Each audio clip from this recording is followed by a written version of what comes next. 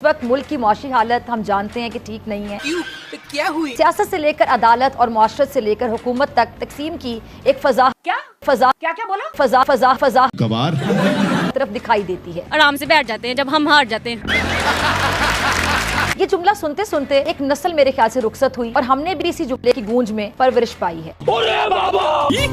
Pakistani hero है चाचा। एक मिनट, हीरो है ना बेटा, अब तो जीरो हो चुके हैं ना बेटा। गजब टूबीबाज आदमी। तक हमने इंडिया के साथ 8 मैच खेले हैं, उसमें से सिर्फ एक जीता। कितने शर्म वाली बात है। अल्लाह ताला को इन जलीलुल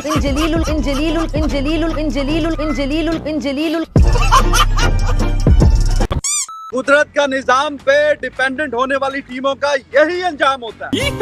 भारत से मैच हारने के 10 दिन के बाद फिजा खलीफा ने अपनी चुप्पी तोड़ी। समझ ये नहीं आती कि बहुत से ममालिक हमारे बाद आज़ाद होकर तरक्की की मंजिलें तय कर गए, लेकिन हमारा ये नाजुक मोड़ इतना लंबा पता नहीं क्यों हो गया कि खत्म होने का नाम ही नहीं ले रहा। पाकिस्तान का वर्ल्ड कप में सफर खत्म हो गया।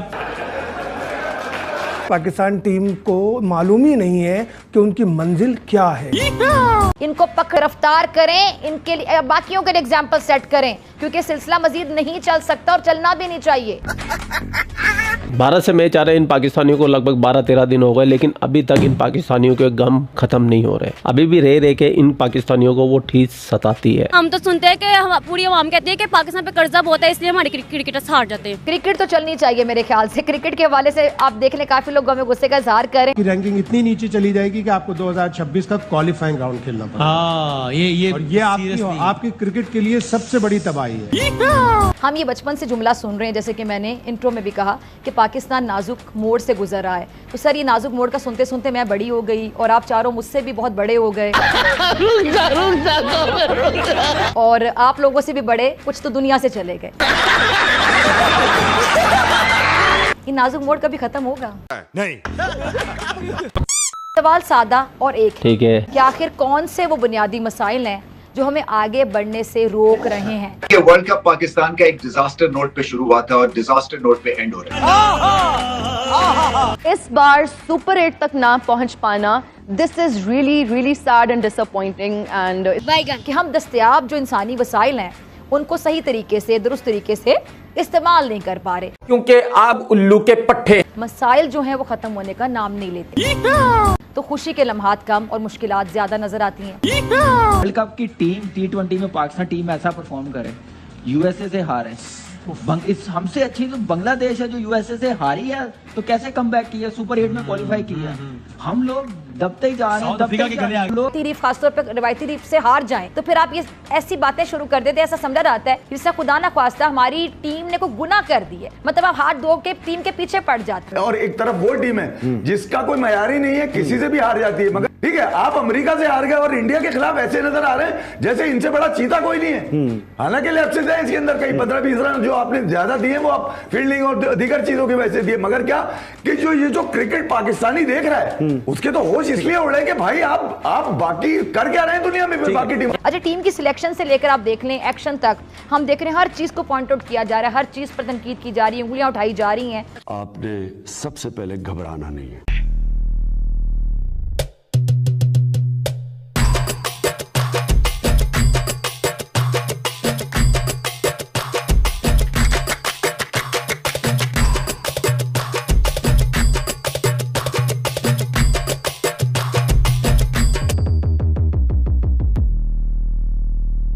और ये हार पाकिस्तानियों को बर्दाश्त नहीं हो रही, क्योंकि इनको इंटरनेशनली पूरी दुनिया के अंदर जलील किया जा रहा है। वाह भाई वाह। और इसी गम में हमारी प्यारी दुलारी जहर बुझी नागिन फिजा खलीफा ने ले लिया संन्यास। अब वो बन गई है लेडी मौलाना।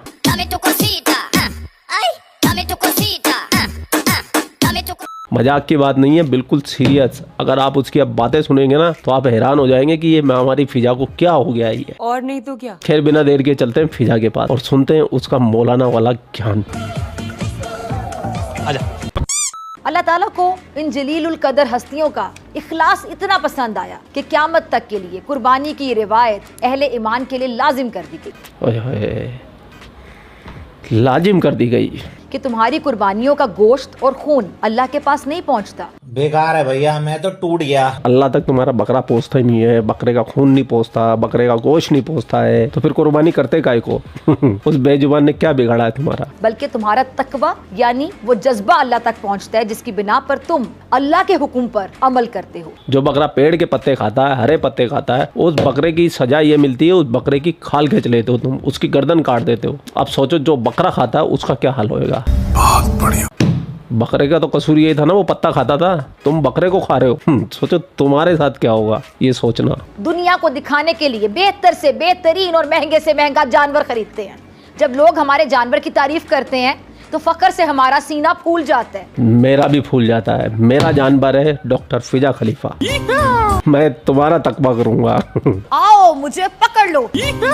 और ऐसे में रज़ाए इलाही के हुसूल का ख्याल किसे रहता होगा? नाज़रीन, कुर्बानी का जो लफ्ज है ना, ये कुर्ब से निकला है। कुर्ब जिसका मतलब है किसी के नजदीक, और इस्लाम की रूह से ऐसा अमल जो अल्लाह के कुर्ब का जरिया बने, कुर्बानी। अब ये हमें सोचना है, गोश्त से अपना फ्रिज भरना है या कुर्बानी, या अल्लाह के कुर्ब का बाइस बनेगा। फिर क्यों बकरे बकरी गाय भैंस पाड़े की कुर्बानी करते हो? तुम अपनी औलादों की किया करो ना कुर्बानी, उससे ज्यादा तो करीब तुम्हें कुछ होता ही नहीं है।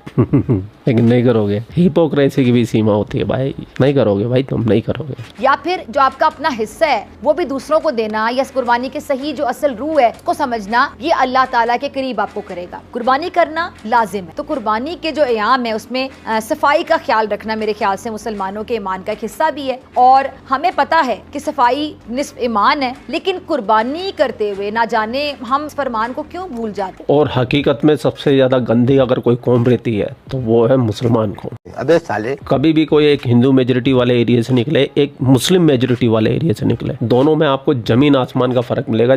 वो हिंदू एरिया चाहे गरीबों का हो, चाहे मिडिल क्लास का हो, चाहे अमीरों का हो, लेकिन फिर भी अपेक्षाकृत मुसलमानों के एरिया से साफ मिलेगा। मैं जानता हूँ जब तुम्हारे ईमान का हिस्सा है तो तुम्हें बिल्कुल साफ सुथरा रहना चाहिए। सफाई का महत्व ये जानते ही नहीं है। बात तो सही है। कुछ लोग ये कहते हैं कि जी कुर्बानी करने से बेहतर है कि किसी गरीब की मदद कर दी जाए। बिल्कुल सही कहते हैं, बिल्कुल सही कहते हैं। गरीबों की मदद करो ना, इससे बढ़िया किसी गरीब बच्ची की शादी करा दी जाए, ये भी सही है।